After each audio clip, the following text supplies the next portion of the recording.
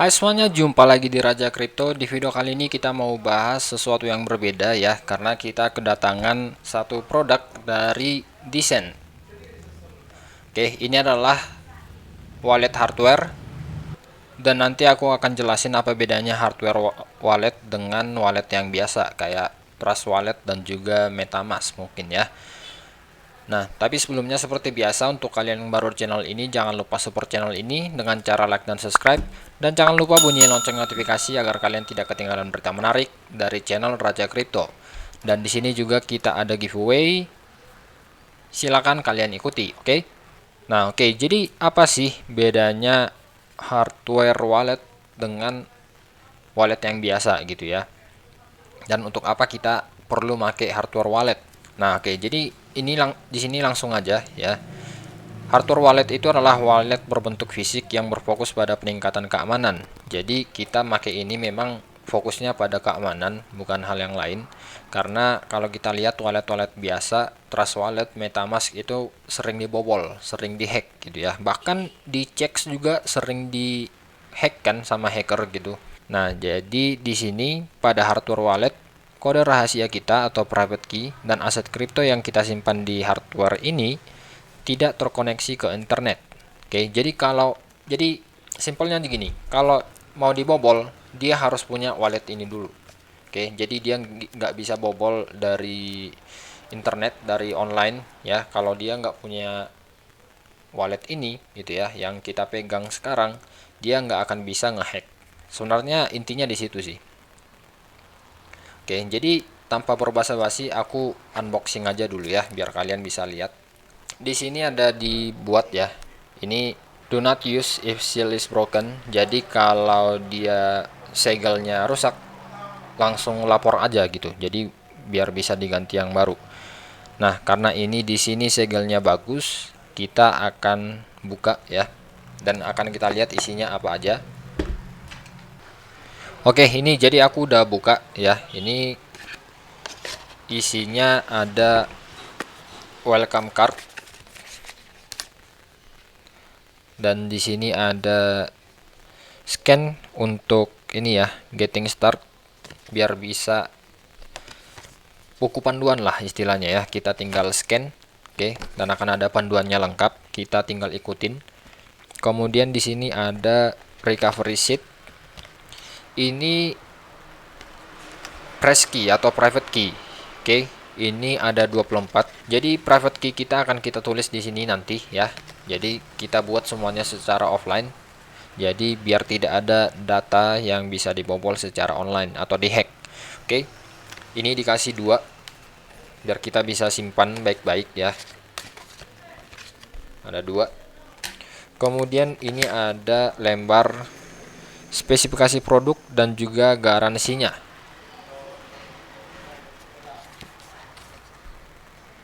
Oke.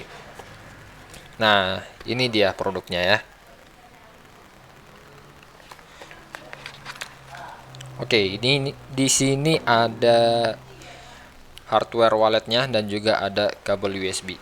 Dan ini ada 4 tombol, atas, bawah, kembali, dan oke. Nah, jadi aku buka dulu ininya biar lebih enak ya. Oke. Nah, dan di samping ini ada tombol power. Jadi kita nyalain dulu.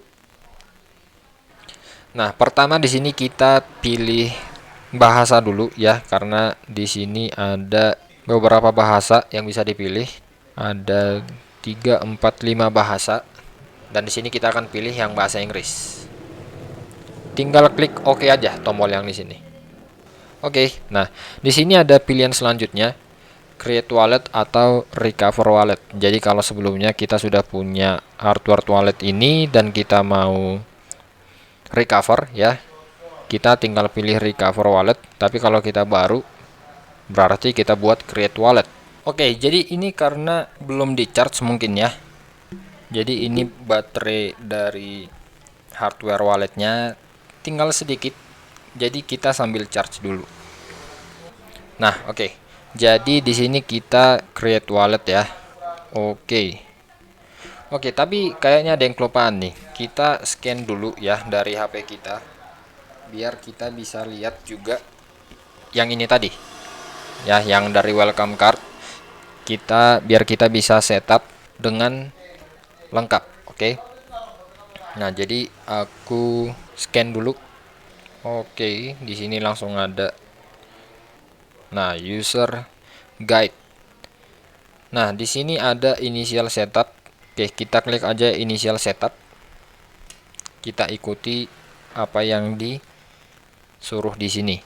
Nah, oke. Nah, di sini ada dijelasin, ada layar, ada Bluetooth, power button, fingerprint sensor, USB port. Nah, untuk navigasinya ada 4 tombol, up, down, kembali, dan juga oke. Oke, kemudian di sini, oh ini udah kita kerjain tadi ya, select language dan create wallet. Nah, kemudian di sini kita register PIN dan juga fingerprint. Nah, di sini ya, untuk buat PIN-nya kita tinggal pilih ke atas atau ke bawah ya untuk naikin angka buat PIN-nya. Nah, jadi aku buat dulu. Kalau udah satu angka tinggal klik OK atau tombol kanan ya untuk melanjutkan ke angka selanjutnya, dan gitu nanti sampai selesai.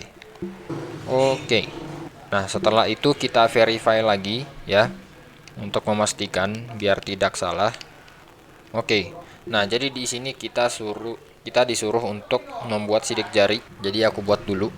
Nah, jadi ini masih 12% ya. Kita harus buat semua sidik jarinya sampai 100%. Sudah 100% dan juga kita verify lagi. Nah, oke.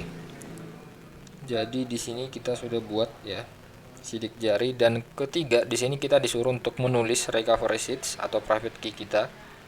Oke, jadi kita coba oke dulu. Dan ini lagi diproses ya, pin dan juga sidik jarinya tadi. Nah, di sini ada recovery listnya. Aku akan tunjukin ke kalian ya. Ada 24 ya, seperti yang tadi dibuat di sini. 24. Di sini private key-nya dibuat kayak gini. Oke. Jadi kita tulis. Di sini aku mau nulis dulu. Nah, oke. Jadi aku udah buat di sini ya. Aku akan tunjukin sedikit. Nah, jadi aku udah tulis pakai pulpen ya. Oke, setelah itu kita ikuti lagi yang disuruh di sini ya. Kalau udah, klik OK. Udah tulis semuanya, sudah. Oke, jadi di sini kita disuruh lagi untuk memastikan, dan kita hanya disuruh memilih 3 huruf ya dari setiap kata, dan nanti setelah itu kita akan memilih kata mana yang dimaksud. Oke. Nah, di sini kurangnya memang karena hanya ada 4 tombol gitu ya.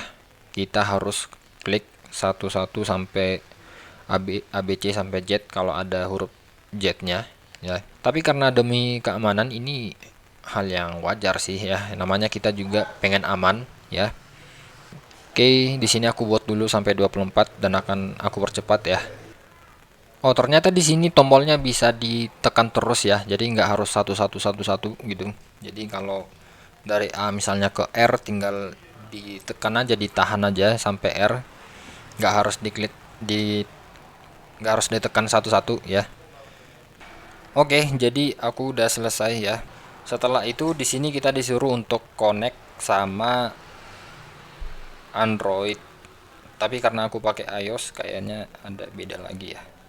Oke, jadi tadi kayaknya ada yang kurang ya. Jadi kita back dulu ke user guide-nya dan kita connect with iOS phone. Oke, di sini kita disuruh install aplikasinya dulu ya. Kita klik aja install, dan di sini kita langsung install aja.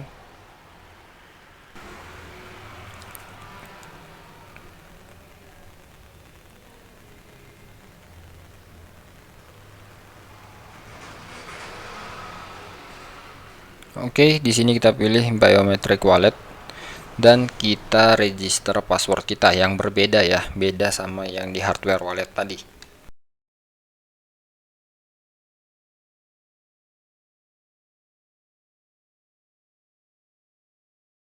Oke, kita on kan Bluetooth dulu.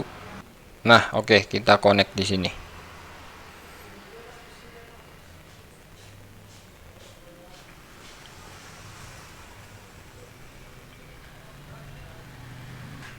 Oke.